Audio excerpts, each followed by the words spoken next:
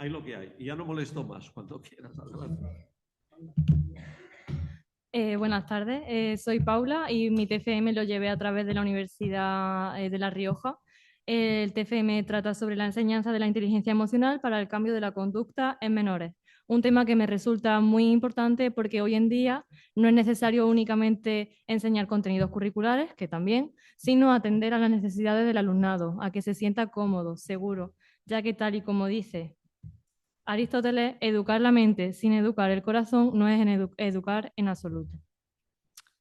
Antes que nada, contextualizando un poco, la inteligencia emocional es clave para el control de las conductas disruptivas.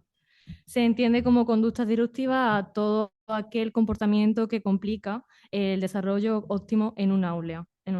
Pueden ser falta de respeto, incumplimiento de normas, desinterés.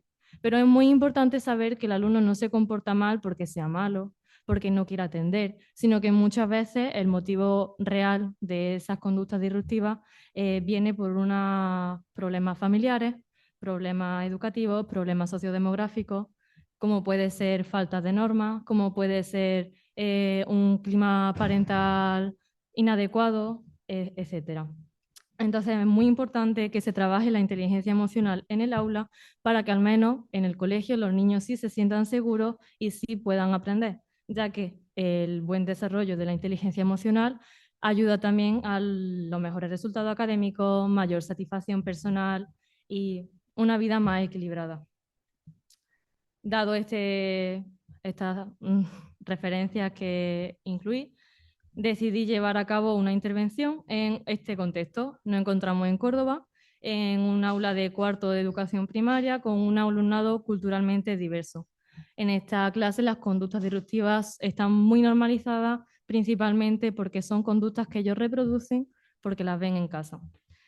No obstante, el profesorado está muy implicado y comprometido y es por ello que este proyecto se pudo llevar a la práctica, además de por mí, por compañeros docentes. Antes de incluirlo en las sesiones, investigué también sobre cuáles son las mejores estrategias para fortalecer la inteligencia emocional en el aula. Es muy importante, en primer lugar, que los alumnos reconozcan cada emoción que sienten. Hay muchas veces que se confunden ciertas emociones, se confunde tristeza con enfado y es muy importante que sepan localizar e identificar cuál es su emoción. Para ello es necesario utilizar diferentes técnicas que sean innovadoras, que sean motivadoras, como puede ser el aprendizaje basado en juegos o como puede ser una lectura emocional que sea estratégica y, bueno, sin olvidarnos, por supuesto, de una creación de vínculos afectivos. Si el alumno no se siente querido en el aula, no se siente respetado y escuchado, muy difícilmente va a atender al profesor y muy difícilmente va a poder llevar a cabo sus clases. Por eso es muy importante reconocer los logros, no centrarnos únicamente en lo que han fallado, sino fortalecer aquellos que sí han hecho bien. Además, también destaqué la importancia de crear un mediador en el aula que se encargue pues, de resolver algunos conflictos que haya entre los problemas, siempre a través de la empatía, respeto, coherencia y flexibilidad y, por supuesto, la neutralidad y el secreto. La intervención que llevé a cabo fue durante 15 semanas. El objetivo general fue reducir y mejorar los conflictos en el aula, en este caso, como es cuarto primaria, entre niños de 8 y 10 años, a través del programa centrado en la mejora de la inteligencia emocional. La primera semana fue un primer acercamiento del programa al aula. Las siguientes 6 semanas, algunas actividades para la mejora de la inteligencia emocional y reconocimiento de emociones. Las siguientes 6 semanas, actividades para la disminución de conflictos y, por último, la evaluación. Quiero destacar algunas actividades que llevé a cabo con el alumnado con el que pude y tuve la oportunidad de trabajar. En primer lugar, el buzón de los shoutouts, que es un buzón donde el alumnado puede premiar acciones que han hecho otros compañeros. No tiene que ser gran cosa, también sirve. Pues hoy Manuel ha dejado le ha dado parte de su bocadillo a Sara que se le ha olvidado. Cualquier tipo de comentario positivo es muy gratificante para ellos. También llevamos a cabo algunos juegos, como un bingo de las emociones, un dominó de las emociones y un recurso que he traído porque fabriqué con ellos, que fue un uno de las emociones. En vez de números, hay emociones, confundido, nervioso, sorprendido, y le gustó mucho al alumnado trabajar con este material. Y el que más me gustó a mí, el buzón de las emociones. Ahí expresaban todo lo que sentían, cualquier cosa, no tenía que ser de gran importancia. Llevamos a cabo una distinta evaluación del programa, tanto con el alumnado como el profesorado, y las conclusiones que obtuve fue que son muy útiles para el profesorado porque disminuye las conductas disruptivas, mejora el clima, aumenta la motivación, pero también para el alumnado porque ayudan a exteriorizar sus emociones, fomenta la empatía y favorece el bienestar emocional. Entonces, quiero concluir diciendo que un niño aprende cuando se siente escuchado, respetado y emocionalmente seguro. Muchas gracias.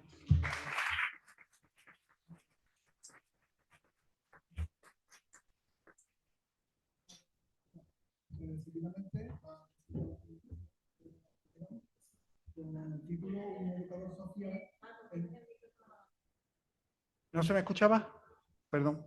Pues seguidamente, Esther Vela Calderón, presentando la comunicación Un educador social entra en la cárcel.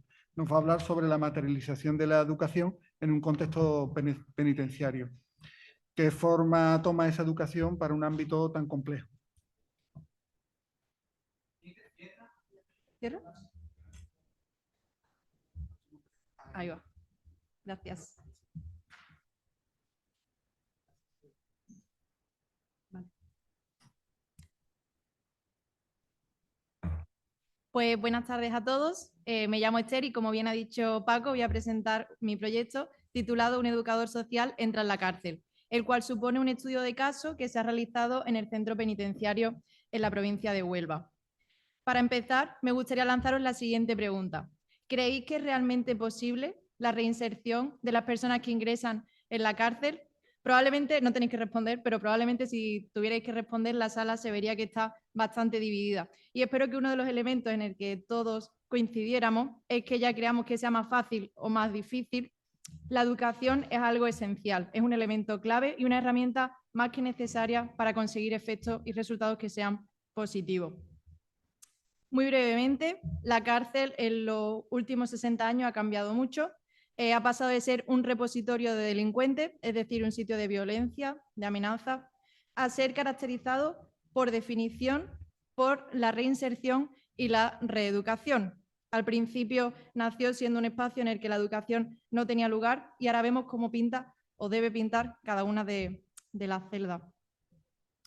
Las características de este estudio, como he comentado anteriormente, se realizó en el Centro Penitenciario de Huelva y ahí se realizó una investigación de corte cualitativo, un estudio de caso, poseyendo un enfoque etnográfico, ya que pude realizarlo durante mi periodo de práctica allí. La estrategia que se siguió fue una entrevista semiestructurada con 5 de los educadores penitenciarios y la pregunta a la que se pretendía dar respuesta era cuál es el papel de la educación social en la cárcel de Huelva. Y ante esto llegamos a varias conclusiones. La primera de ellas, y quiero leerla textualmente, es que la función principal de un educador penitenciario es el acompañamiento diario, individualizado y la mejora de las personas penadas. Aportan guía, tutorización, ejemplo y referencia con el propósito de buscar el cambio y la transformación real de los individuos. Y ante esto, los educadores señalaban 4 características principales de la educación en el contexto penitenciario, que son las que veis ahí en la nube de palabras. Empatía, tiempo, familia y ayuda. Y estos son los 4 bloques que a nivel abstracto caracterizan la educación en este contexto. Pero me gustaría muy brevemente compartir con vosotros cómo se materializa la educación, que puede ser algo, una idea en el aire, cómo se materializa palpablemente, ¿no?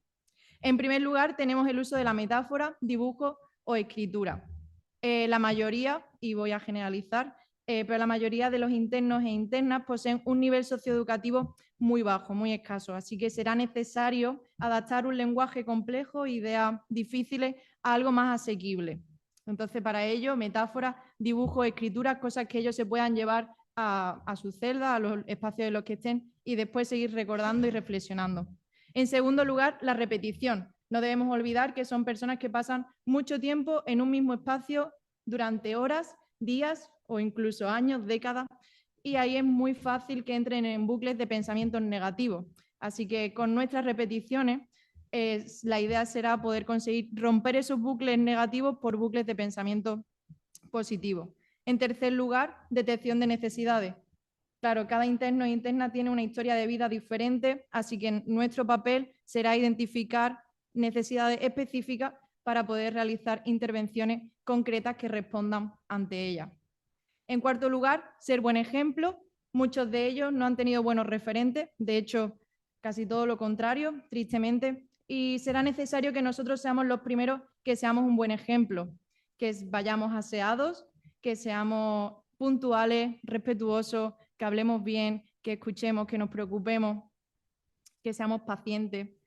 En este sentido, la escucha se convierte en algo necesario y es la quinta forma en la que se materializa la educación. Escucha activa. Hay una frase que me encanta que dice que escuchar es algo tan parecido a amar que para la mayoría de gente es muy difícil de distinguir. Así que será necesario que ellos se sientan escuchados, que verdaderamente vean que nos preocupamos por las cosas que a ellos les preocupan, que sus intereses nos lo tomamos en serio. Y por último, una evaluación del trabajo personal y de equipo. Es un espacio en el que los resultados no siempre son positivos y puede llegar a ser muy frustrante solo conseguir cosas negativas. Así que será necesario analizar constantemente el trabajo que se realiza, cambiar la forma en la que estamos haciendo las cosas y celebrar los pequeños logros, ¿por qué no? Así que para terminar, ya simplemente decir que la innovación, dependiendo del contexto, toma diferentes formas y que no se trata de hacer cosas nuevas por hacer, sino hacer cosas que verdaderamente transformen a la persona que está delante. Y me gustaría terminar con esa frase de una de las entrevistas, que una de ellas recalcaba que la educación es el pilar de la vida, no solo de los internos, de todo. La educación es lo que nos hace cambiar, lo que nos hace crecer, lo que nos da las oportunidades. Muchas gracias. Muchas gracias, Char. Muchas gracias. Seguidamente va a presentar la comunicación Gloria González Rodríguez y el título es El cuento como herramienta de prevención del bullying. Es una investigación en la que se crea una propuesta práctica que usa álbumes ilustrados para trabajar la empatía y la autoestima en educación infantil y ayudar al profesorado a ver los cambios reales en la convivencia.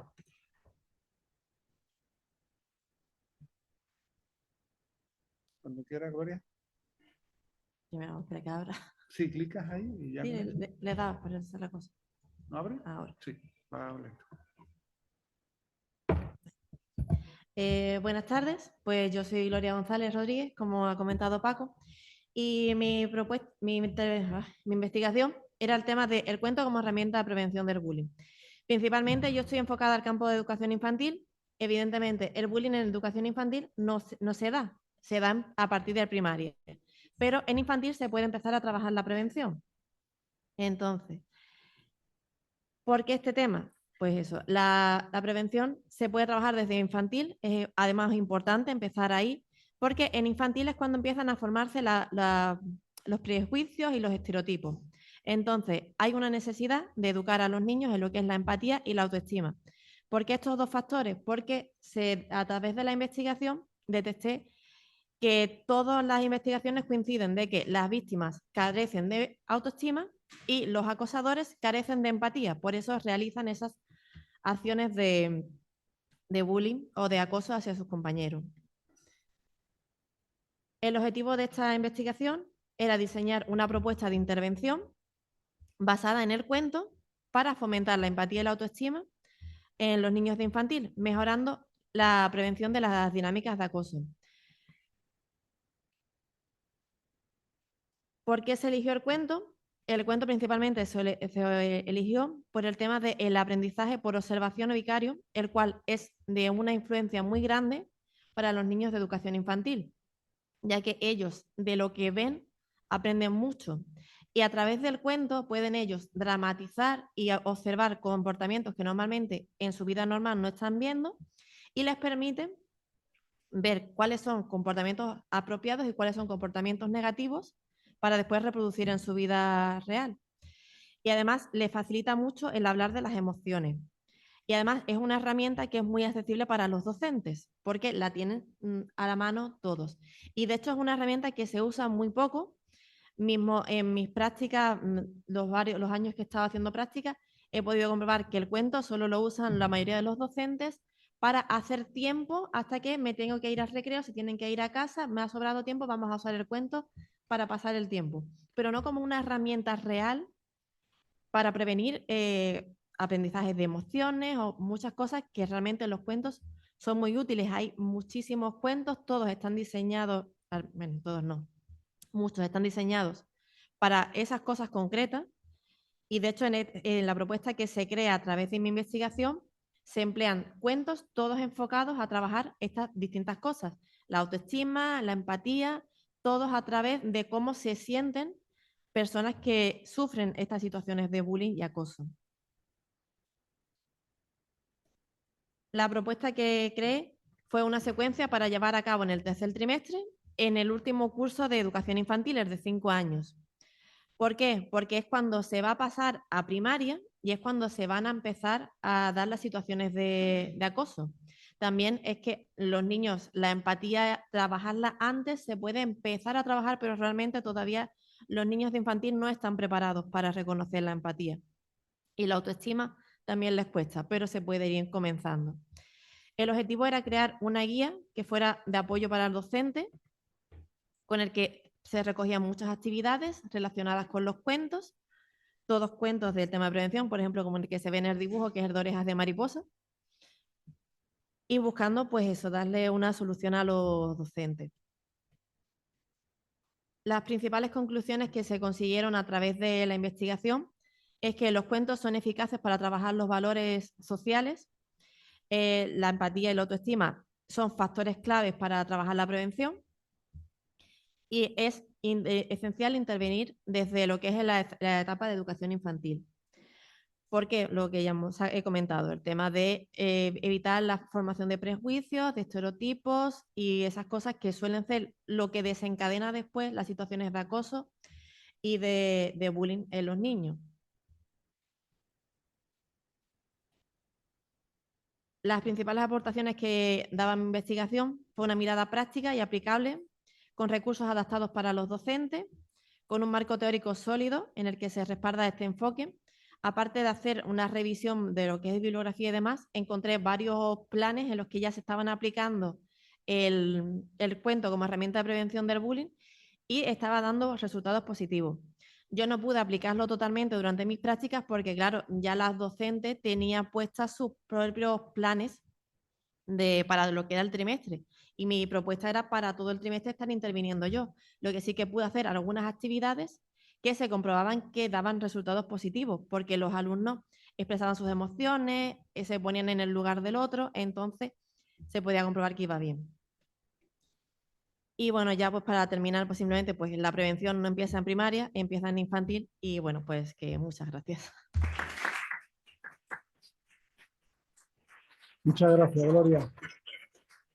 Muy bien, pues seguidamente Yasunari Ramírez León nos va a presentar la comunicación diseño de ambientes y learning adaptados o adaptativos a partir de los estilos de aprendizaje. Vamos a poner Sí. tu presentación. Nos presenta Sí. una investigación para identificar en los Vamos estudiantes ligeros. perfiles asociados a cómo perciben y procesan la información.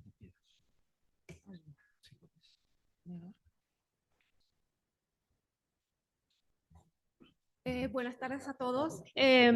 Voy a compartir con ustedes en este espacio una investigación que llevé a cabo en el programa de e-learning inclusivo de la Universidad de Granada, que trató acerca de personalizar la secuenciación de contenidos en la plataforma Moodle, utilizando Moodle como motor de adaptación. Lo primero que tuvimos que abordar es cómo integrar el instrumento de detección de estilos de aprendizaje de Felder y Solomon en la plataforma para determinar los estilos de aprendizaje de los alumnos. La muestra fue de 257 estudiantes analizados y alcanzamos una confiabilidad con el instrumento de 0,93. Diagnosticamos que había una tendencia equilibrada en la totalidad de los estudiantes, con una tendencia bilateral en todas las dimensiones del instrumento: secuencia global, activo reflexivo, sensitivo intuitivo, visual verbal. Había una tendencia, entonces, ¿qué hicimos? Para hacer un poco más ambicioso el estudio, decidimos combinar esas dimensiones, obteniendo 16 combinaciones posibles, y donde una sola fue la predominante con el 20,62%. Esa combinación, que es el activo sensitivo secuencial visual, nos ayudó a perfilar un usuario para el cual entonces, a través de la selección de contenidos y estrategias y recursos de Moodle, poder adaptar la presentación de contenidos basado en las características de los perfiles: activo, sensitivo, secuencial, visual. Cada característica se asoció a un recurso de Moodle y en función de ello seleccionamos y articulamos los recursos y los materiales didácticos, ¿no? Un poco para realizar una versión adaptativa de la interfaz gráfica. De ello nació una metodología compuesta de 5 fases que empieza con embeber en la plataforma el cuestionario, almacenar el diagnóstico en una base de datos, analizar el alfa de Cronbach para la confiabilidad y definir el perfil de usuario. Entonces, definir luego las técnicas y recursos de Moodle como aprendizaje colaborativo, resolución de problemas, comunicación o debates, y distribución de contenidos de diferentes recursos como el libro de Moodle, página web o documentos. Entonces, tenemos una metodología propuesta de 5 fases que pues consiste en detectar el estilo de aprendizaje, hacer las combinaciones, seleccionar las estrategias didácticas, seleccionar los recursos de Moodle y diseñar la interfaz. No es necesario saber de código, puesto que Moodle es una plataforma de código abierto que trabaja con bloques, los cuales con privilegios de administrador de editor podemos adaptar. Entonces tenemos una matriz de diseño de acuerdo al perfil predominante, según sus características. El activo experimenta, el secuencial prefiere una lección, el sensitivo prefiere hacer casos de estudio y el visual prefiere estudiar con ilustraciones y diagramas de flujo. En función de eso tenemos un flujo de trabajo para la adaptación de los contenidos en el Moodle, atendiendo los recursos disponibles, y al final vamos a tener esta propuesta didáctica que lo que pretende es atender a la diversidad de estilos de aprendizaje que procuramos sea para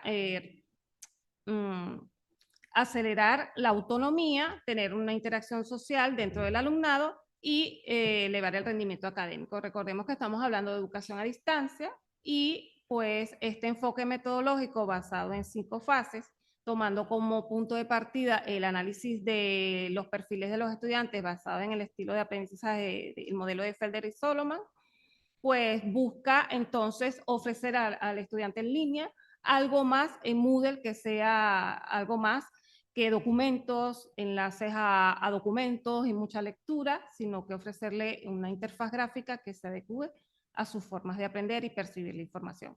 Entonces, no se trata de un recetario didáctico, es una propuesta que se puede implementar sin muchos recursos que hayan que añadir, solamente contar con el Moodle y pues esperamos que para investigaciones futuras podamos implementar y contarles cómo nos fue con esta metodología. Muchas gracias. Muchísimas gracias, Yosinari. Muchísimas gracias.